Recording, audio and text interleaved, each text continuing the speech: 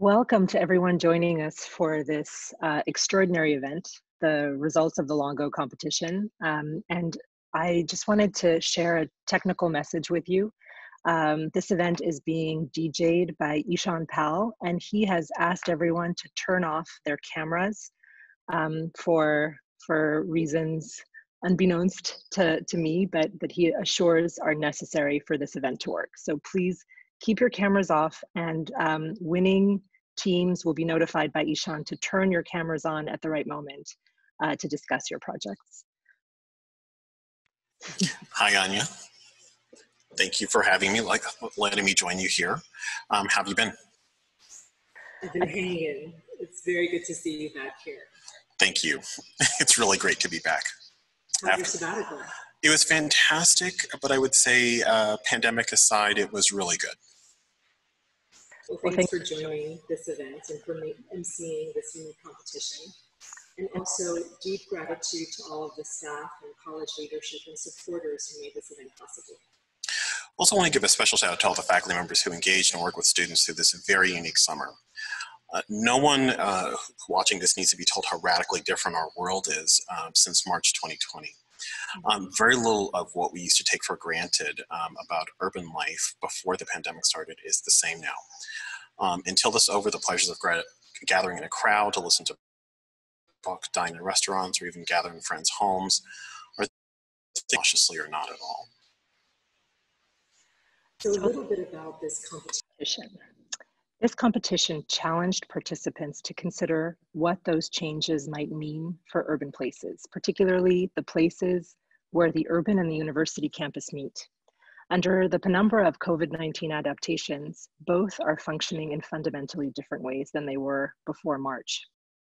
This competition also calls the inequities faced by communities of color during the pandemic into consideration.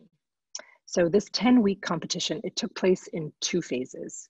Phase 1, 5 weeks in duration, it invited initial submissions for the adaptation of our campus and city in a pre-recorded slide presentation. Entrants were encouraged to base their submissions on thorough and rigorous research and to work in teams of no fewer than 2, with interdisciplinarity much encouraged. Teams in this phase engaged a faculty advisor, selected from a list of generous volunteers with research and expertise in appropriate areas related to urban and campus design. Students participating in the Studio Redux competition were also encouraged to integrate their work with the competition, which focused on adaptations at the architectural scale into submissions for campus, city, and pandemic. In round 1, deep gratitude to our faculty jury, Ellie Abrams, Craig Borum, McLean Clutter, Lars Grabner, Sharon Haar, Perry Culper, Anne Louis, Julia McMorrow, Meredith Miller, Ana Marcelo Prolaris, Neil Robinson, and Craig Wilkins. 5 teams moved to the second round of the competition and further developed their research and proposals. Round 2 extended the dialogue beyond the bounds of our institution and invited a breadth of professionals and critical perspectives to consider the potential and attributes of this work. The Round 2 jury, notable, Ken Faulkner of Ajay Associates, Karen Fairbanks from Marble Fairbanks, Michael Murphy, Mass Design Group, and our very own Upani Nanda from Taubman College and the Director of Research at HKS Architecture. So before delving into the outcomes of the competition, I think it might be useful to hear the general comments from the submissions from the jurors. One juror said, everybody should be commended for putting this work together over the summer. This form of remote collaborative work, as we know, is the current status of our work all the time now. And these teams did a great job working together and creating coherent presentations and bringing in a variety of expertise. In-person collaboration is tough enough, and the virtual aspect to it, you begin to realize how challenging it was for all these teams to do this work. Another juror said, when we all look back at this time, we'll be wondering what we did and how we were contributing to the conversation. And all the teams who entered this competition are clearly a part of that conversation. And this is important work for them to have done. Last juror, all of these ideas should be shared with the city of Ann Arbor. I agree. But it's important that we share this work with those in power as potential opportunities.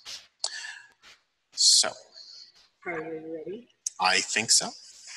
So without any further ado, let's go on to the announcement of the winners. So we're starting with the third place winner, and the third place winner of the Longo competition is, ready?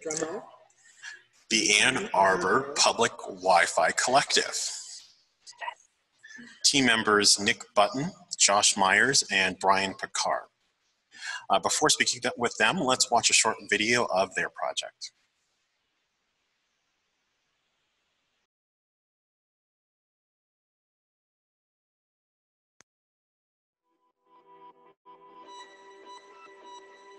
In the United States, an unequal distribution of internet access has been a long-standing issue, which has been more problematic during the pandemic when internet traffic has increased over 40%. As of 2018, at least 15% of American households had no access to the internet within their homes, affecting communities that are generally economically disenfranchised. Ranking in the top 10 for most segregated cities in the country, Ann Arbor and Washtenaw County are living case studies of economic and racial disparity and segregation locally. As the internet becomes an increasingly more vital part of participating in society, these households and millions more that suffer from monopolized internet service providers, or ISPs, are being drained of opportunity and access to the digital world. Moreover, in the current state of all public infrastructure, specifically public transportation, preparing for much different and novel use conditions is imperative. By providing a decentralized mesh network of local Wi-Fi supernodes for specific areas of Ann Arbor, the project addresses the prevalent issue regarding access to Wi-Fi that has been heightened by the pandemic, offering a responsive yet light intervention, building on existing public transit infrastructures to speak to the systemic disparity in Wi-Fi access. Whereas ISPs centralize their networks to sell customer data to ad companies, the project's mesh network is inherently decentralized, giving the power back to the people. Due to the dispersal of Wi-Fi hubs throughout the city, the project is also physically decentralized, challenging the naturalized structures of digital and urban space. Free public Wi-Fi is not a new concept in the United States. There are already some public-facing organizations in places like New York City and Detroit that provide free Wi-Fi through mesh networks to local communities, and specifically those typically without access. However, this project differs in that it builds on existing infrastructure. The RIDE bus system in Ann Arbor tends to serve college students as well as everyday commuters in and around the city. This system serves almost all of the areas of Ann Arbor equally, including lower income. Income inequality in Ann Arbor can be seen around the college campus and becomes less prevalent around the rest of the town. The project targets areas at the intersection between low-income areas and the bus routes for implementation of supernode satellite devices, which offer an internet connection to both students and the public. Additionally, the project utilizes underused campus buses to deliver routers to designated delivery points. This bolsters the agency of the Ann Arbor bus system and allows it to be responsive to the changing needs of the community. The bus shelter is the most substantial stationary piece of local transit infrastructure.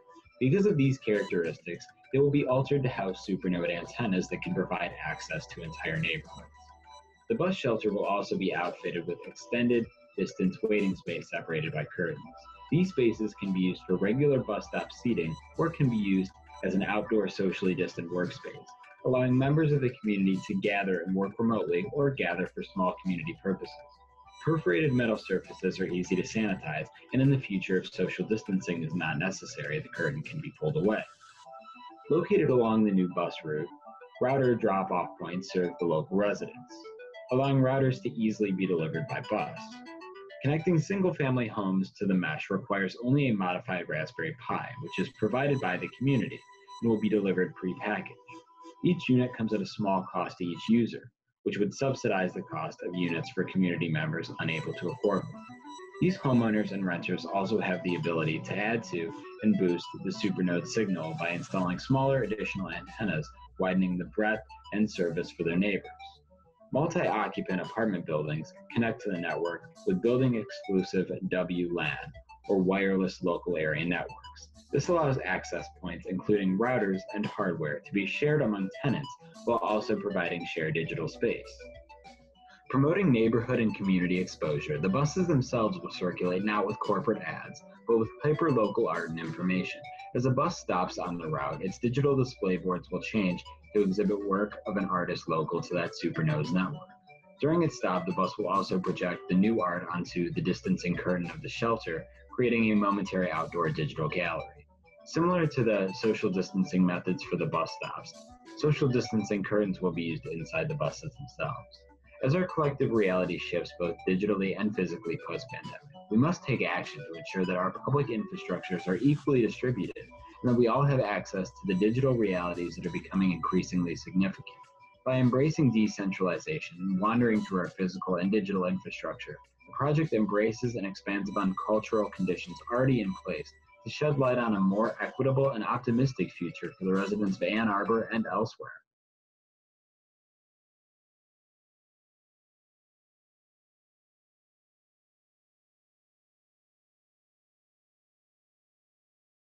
Fabulous. Could we please have Team Ann Arbor Wi-Fi turn on their cameras so we can congratulate you? Fabulous, thank you. Bravo, what a fabulous project. How did you think about working with Wi-Fi as the central material, a kind of central building block, which is typically an invisible infrastructure that you clearly render visible? How'd you come up with this idea? You want to go ahead? Well, I think for us, our sort of main motivation was, you know, sort of encompassing the issues of the pandemic and also, you know, surrounding issues that we've seen as, you know, sort of becoming very prevalent. And I guess like one of those sort of uniting factors through all of these, you know, issues that have sort of arose out of the pandemic was Wi-Fi. You know, both like use of Wi-Fi, access to it. So we sort of saw that as the kind of, yeah, like this sort of material opportunity to build upon.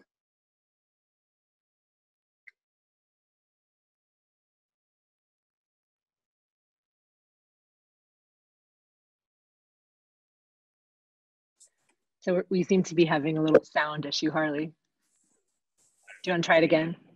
You want to try it again? Is that working? Okay. Do you guys mind telling us about your research process and any thoughts you might have about implementation or approaching the city of Ann Arbor about your idea? Yeah, I think our research process kind of started with, like Josh said a little bit, recognizing problems that were already existing and looking at problems around us. And I think a lot of the research came from studies that have happened really recently and information that's come out really recently as we've kind of grown to realize the importance of internet access and kind of treating it like a new utility almost. So I think a lot of our research, we were able to find kind of really fresh and current information that spoke to how important the issue was for us to look at. And the implementation question? I think as far as implementation goes, obviously we were dealing with something like you mentioned earlier that's an invisible utility and invisible material. So it is something that we kind of see as kind of easier to work with in a way and kind of adapting to a grid that already exists. So I think implementation is possible, and I think we kind of approach that with a lot of our research about the NYC mesh projects and mesh projects going on to Detroit. So we've seen it happen kind of in a more grassroots way, but having a city like Ann Arbor kind of willing to take on an issue like this in almost a grassroots manner that really takes care of its citizens, I think would be possible and a really great role model for other cities. Well, congratulations again, Nick, Josh, and Brian. Really creative work. We're really proud of you and really grateful for the creativity that you brought to this project. Thank you so much. Thank you. Thank you. Okay, let's keep this moving, shall we? Let's do it. So the second place winners are, you ready? Mm-hmm. Urban inflation. Woo! The team members are Yinan Fang, Mengui Zhang, Yushin Lin, and Shuyang Zhu. We're now going to watch a video of their project. Pandemic, the boundary becomes a mandatory and defined bubble that separates each of us. Because of this, people take up more space than they used to. Thus, there is a deficiency of interior space. During our field trip, we saw expansion of commercial space through extension to the adjacent street. We believe these expansions can be further amplified and applied on a city scale. By studying the urban landscape of Ann Arbor through the student's point of view, we pinpointed 4 different kinds of spaces that are crucial to student life. They are commercial area, education area, public area, and residential area.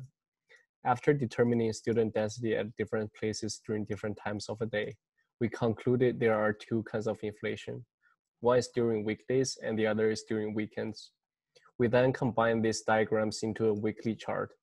Because we believe a weekly cycle is more coordinated with a student schedule and a city scaled inflation. This means inflation that occupying a whole block will only happen when student density reaches a peak in the diagram. In the diagram, the pink area indicates the number of people a building can hold during COVID-19. And the black area indicates the amount of space we need to add in order to accommodate more people. This is why we exclude residential area. Based on timeline analysis and the overlap of extended areas, we generated 2 inflation modes, minimum and maximum. The minimum is defined as the most overlapping area, which is in urgent need of inflation due to the massive flow of people and frequency of use. On the other hand, the maximum is the sum of all expanding areas. As shown in the figures, commercial, education, and public areas follow the same principle. By overlapping different areas into a single map, we can understand the expansion and contraction of each area at different times of a week. Taking mobility, temporality, and distribution of cross-circulation into account, we choose to use inflatable bubbles to encompass urban changes. These inflatable bubbles will dynamically expand, contract, move, and morph into different shapes weekly. Corresponding to our inflation modes, our bubbles will have 4 sizes: large, medium, small, and mini. Large bubbles will cover a whole block that provide enormous interior space that can be used for large gatherings. Medium bubbles will be able to accommodate 10 to 50 people at a time and will be used as a classroom or extension of commercial buildings. Small bubbles are designed to contain 1 to 4 people and will also act as a traffic dispersion tool. Mini bubbles are used as furnitures and can be easily piled up to form walls for separation and traffic dispersal. We push the flexibility of the bubbles even more by imagining the bubbles can be transported from one place to another through attaching them to hot air balloons. The bubbles can be easily dropped and installed in any urban locations because of their lightweight and malleable character. The bubbles can thus adapt to rapid urban changes and inflations without costing too many resources. Another advantage of the bubbles is the plasticity of their skin. It's like an astronomer's suit. We can adhere any system to its surface, such as heating and air exchanging. This means the bubble can act as a parasite and borrow the heating and cooling system from its adjacent buildings, which allows us to create giant bubbles that can cover a whole block. Out of all 4 sizes, we believe the medium-sized bubbles have the most potential. Their shapes and functions can easily adapt to different situations. For example, the round-shaped bubble can be used both as an auditorium on Central Campus or a 2-story commercial extension on South State Street. Or the stripe-shaped bubble can be used either as a study room underneath a school library or a serpentine gallery in front of a museum. The torus-shaped bubble can be an add-on to a Starbucks or a multifunction classroom located in the diag. Again, the bubble acts as a parasitical space that not only shares the mechanical system, but also the served spaces, such as bathrooms and stairs, of the buildings that they are attaching to. Although the time frame and the function of the bubbles are unique to Ann Arbor, the adaptability and life cycle of these bubbles will not be confined under urban situations. Understanding the history of the bubble is crucial to our design. Through history, we learned that the possibility and flexibility of inflatable are unlimited. But we believe only through understanding the condition and culture that this bubble exists, the design becomes meaningful. Thanks for your patience. And thanks for your patience with us. 3rd time's the charm, we really got this. Could we please have the members of Urban Inflation turn on their cameras? Well done, yay. The jurors were so excited about the playfulness and possibilities of your project. I wanted to read a couple of things that they wanted to share with you about the quality of the work. One juror said, "The bubbles are radical and formally playful. They're well rendered, well executed, and well drawn." Another juror said, "The idea that buildings are unhealthy, full stop, is actually true. And the actual solution is to recapture our outdoor public land. And so even in this radicality, the project is in a very practical way, sparks creative conversation about what actually needs to happen." And we have from 2 other jurors, "I thought the quality of the presentation and design drawings were excellent. A fantastical idea about the city constantly in motion, constantly changing. The city's moving out into the streets. In a way," another juror, "in a way, this project succeeds because it's about the design of a system. Urban inflation managed to insert hyper-differentiation into their scheme. Essentially, they said there are thousands of different bubble formations that could emerge depending on a particular site condition." All right, thank you. That's great to hear. But we have a few questions for you too, because you mentioned that you're tapping into a long lineage of bubble texture. And in some ways, you're taking that history of bubble architecture and you're putting it on steroids. So we can think as architects of Archigram, of Coop Himmelblau, of Ant Farm, Rambleboer, I can go on, just to name a few. But then you're riffing on this pleasure of inflatable isolation from social and ecological climate disaster. But you've taken this idea to this next level. You've populated an entire campus with quirky mushrooming bubbles. Now, team, is this a provocation or an earnest commentary on the scale of our current health crisis? It is definitely our idea to expand the bubble as big as possible, because we talked with Anka and Glenn before, and they said the sole purpose of using the bubble is to have those enormous bubbles that can cover the whole campus. So that's what we're aiming for, or what we're aiming towards, to create this interior ecosystem in the central campus that everybody can use for sure. So I want to think about a different question. If President Mark Schlissel comes in and sees this design, what do you tell him to do first? What does he consider? To run those hot air balloons so we can transfer those bubbles. just kidding. Good answer. I guess, do you guys have anything to say about it? Maybe you replace those tents in the central campus and to use our bubbles. I'm going to channel Lars Youngens from a hot second and ask you if you've thought about air purification, filtration. What system makes these interiors possible? We're thinking to use the membrane of the bubble. Because the membrane of the bubble are very flexible, we're thinking to install those air circulation, like a smaller size of those bubbles on the membrane of the larger bubble. So there will be air circulation fans installed in those little bubbles that adhere to the larger system. That's one way for the air circulation. Another way is by adhering those bubbles to a architecture on the central campus that allows those bubbles to exchange air and use the system that those architecture already have on the central campus, basically. Great, we're going to share this with Mark Schlissel very soon, and hopefully these will get transported around our campus. All right. Again, congratulations. Thank you so much. Fabulous. All right. Congratulations. Thank you. Okay, Anya, I think it's time to roll into the first place winners. You ready? I'm ready. Okay, moment we've all been waiting for. The first place winners of Longo competition are, shall we say it together? Class Co-op. Congratulations. The team Niles Hoyle Dodson and McHugh Carroll. And we're going to, as before, watch a short video of their presentation before talking with them.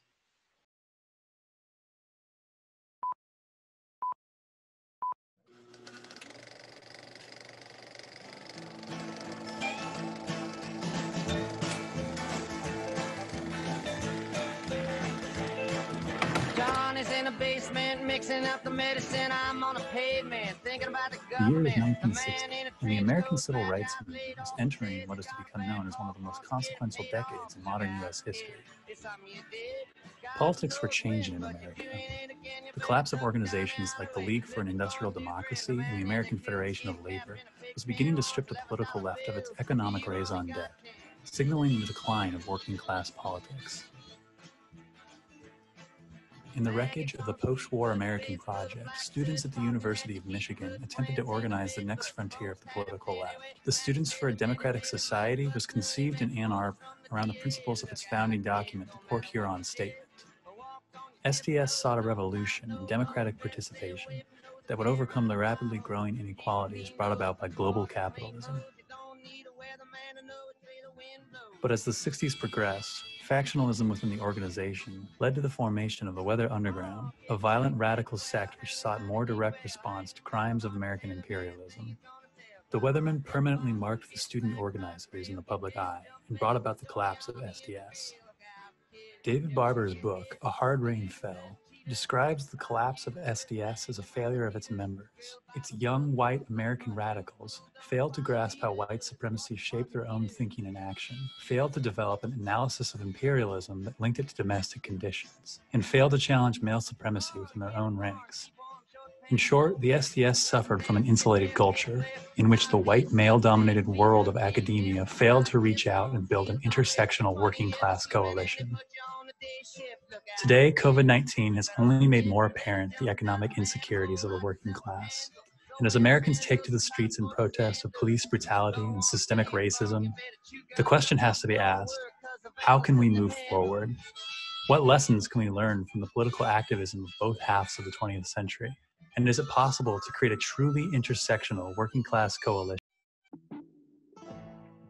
Class Co-op is a project to merge the idealism of young academics with the popular base of a working class constituency, hoping to generate new social bonds that can revitalize a historically forgotten working class solidarity. By leveraging the decoupling of U of M students with the physical institution they attend brought on by the pandemic, the project rethinks the way Ann Arbor functions as a college town. The University of Michigan consists of 19 departments that encompass everything formerly studied there. These departments represent significant pools of resources, from physical objects like buildings to the intangible like student ideas and community networks within. Currently, these resources occupy about 0.3 square miles, or 1% of the city of Ann Arbor. Class Co-op proposes strategically redistributing those resources through the structure of university courses. Each course addresses a local issue that disproportionately impacts the working class. Locating communities in Ann Arbor became a priority so that resources could be redistributed there. Utilizing Ann Arbor's recent expanded accessory dwelling unit policy, or ADU for short, would allow physical space for these resources to be constructed in a block-centric manner. Cross-referencing the two maps provides potential points of intervention for university courses. Due to the COVID-induced eviction crisis, eviction data was added as another parameter, further narrowing site location. Once considered, a block in Pauline Stadium neighborhood was chosen to site the affordable housing course, which would implicate the architecture, business, public policy, and environmental departments. Each university department is reviewed for its adaptation potential. High occupancy rooms and heavily trafficked corridors are stripped of partitions, furniture, and any salvageable materials in order to be repurposed as large-scale flex spaces. Every unique floor plan will offer new potential for a public intervention and allow the translation of material into the community. As spaces for political organizing begin to emerge, the interrelation of departments will begin to resemble a procession, reflecting an occupancy of activism. Resource translation will be prompted by the necessities of each individual community.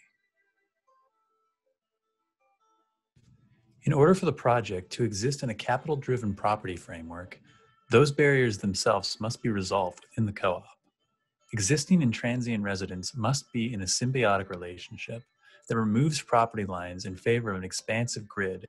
The ADUs and accompanying interior walls would follow the grid for ease of reconfiguration in the event of sickness. Assuming the university take responsibility to help house and class its students, initial construction costs would be borne by the U of M, while rent would be directed to the co-op. Embodying a modular framework, the co-op itself would have the ability to accommodate every resident in times of financial insecurity by pooling resources. Programming would be specific to long-term residents' needs, but would definitively provide housing for students. A large communal kitchen with outdoor dining, a meeting hall with proper social distancing, studio or class space, or a temporary sleeping space for evictees or rent strike participants might occur.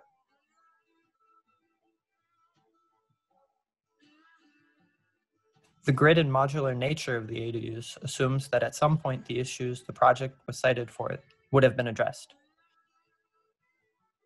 The ADUs could then be relocated, leaving behind a stronger community and potentially other projects on the vacated foundations.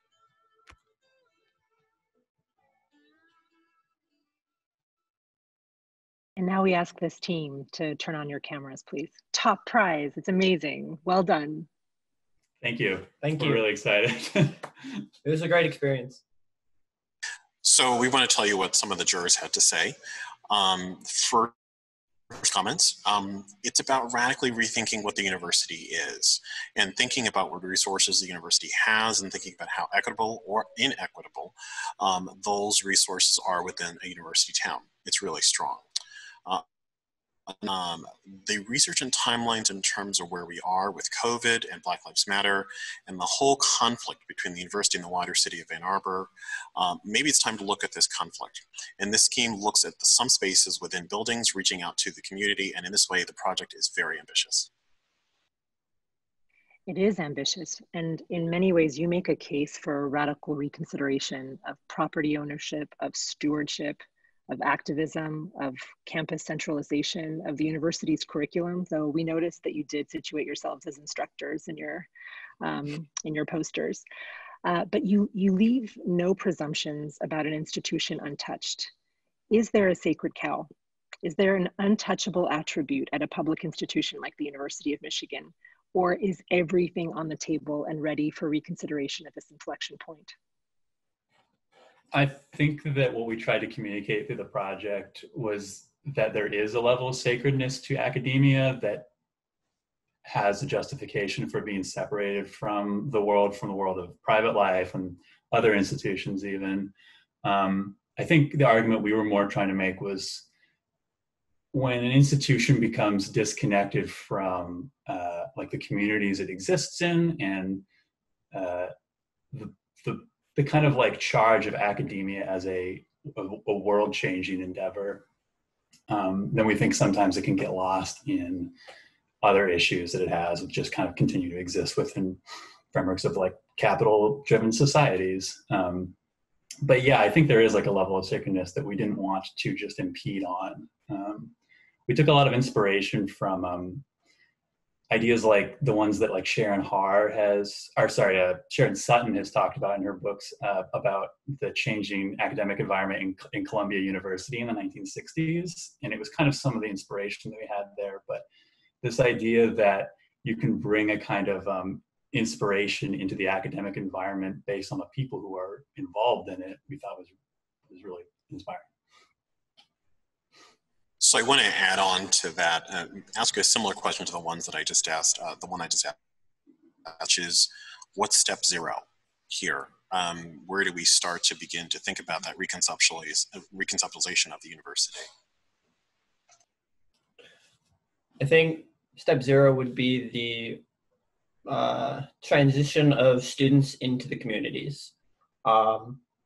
Beginning to build those bonds between community members, and in the course structures, we kind of thought of it as the first week or 2 weeks would be dedicated to quarantine, much like our courses are currently, and then the weeks after that would be dedicated to building relationships between the existing residents and the students that are there. So that would take the most forefront responsibility in the project.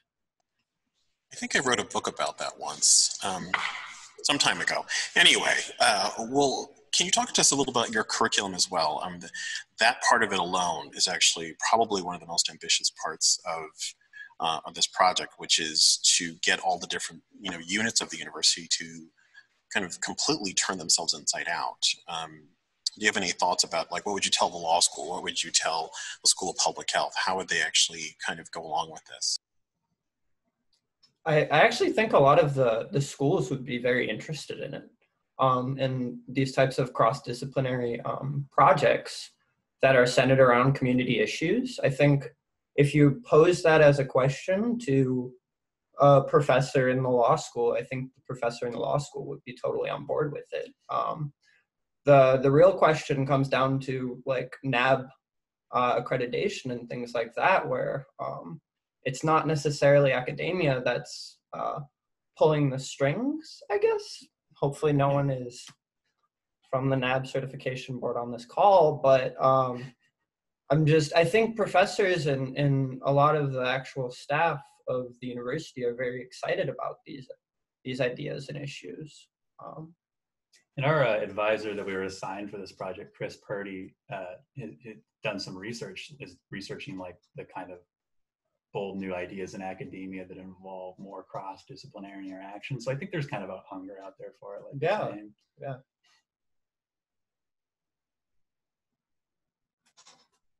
Well, let's congratulate you again. We're so happy.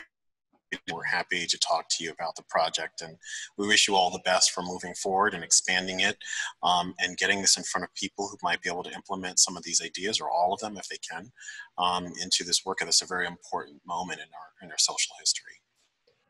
I want to give a shout out to Emily Corman. She's a Merck student who we've worked fairly close with. She wasn't able to be a formal member of our team, but we did consult with her on quite a few occasions. So she definitely inspired the project. Awesome, thank you, and congratulations to Emily too. Thank you. Thank you very much. As we begin to wrap up this conversation and this presentation, we really wanted to thank the mentors who spent time this summer supporting our students on a voluntary basis, and who really inspired so much of this conversation and helped move this along in radical and unexpected ways. So we're going to share the full list of mentors and the project mentors for the winning proposals with you through communications. We know that Sharon Har was the mentor for the first and second place winners. And I think that Glenn Wilcox was the mentor for Team Wi-Fi, but we're not 100% sure. So we'll have to check on that and report back. But as we sort of begin to wrap up and make sense of the work that we've just seen and the efforts put into thinking about how to acclimate ourselves to a very difficult future, it's striking to think that these projects have caught our attention through a discussion of invisible infrastructure. They've proposed methods of decentralization. They've sometimes proposed ephemeral intervention exuberantly. They've explored the pleasures of exploratory and innovative solutions. They've even suggested that we need to consider structural change in the way that we govern our institutions and the way that we produce knowledge. So these projects, for me, Harley, they illustrate that this is a critical inflection point, and that our students in design are prepared to take on these challenges and to participate in public discourse in ways that I'm inspired by, but also for them to think speculatively, but also to think about ways that they can apply their research for common good. And I think one of the things that these projects also bring to light is the need for flexibility. That post March 12th, 2012, everything goes out the window. The assumption that we're all in our silos, we all just kind of go about our business, that what goes on in School of Architecture and Urban Planning is completely different and separate and apart from what goes on in other schools and in the larger world. And I think that if anything, it's not just that the normal doesn't exist anymore, but that we'll have to be flexible in finding out what new normal is. And I think these projects all push us in that direction to be as flexible and open as possible to new realities and new dimensions of space. I'm also really inspired to see our community come together to work in teams to work sometimes across disciplines wherever possible, to work with faculty, and to really put in some sweat equity into this summer and in preparation for what's to come, and to illustrate that there are optimistic opportunities and there are ways that we can manage and handle ourselves in space and still find health-inflected possibilities. Our students, they've inspired me to think about things a little bit differently. And I really look forward to seeing how this could be developed further this semester and beyond. I think with that, we should wish everyone, thank you for coming to the call, but also wishing everyone a very safe and productive start to the semester. This semester, like last, is going to be really unprecedented in lots of ways, but hopefully we can all find ways to be productive, flexible, and safe as they go through the next 9 months. Always together, sometimes apart. Thank you, everyone. And thank you, Ishan, for DJing, as always. See you back when it's all possible. Thanks.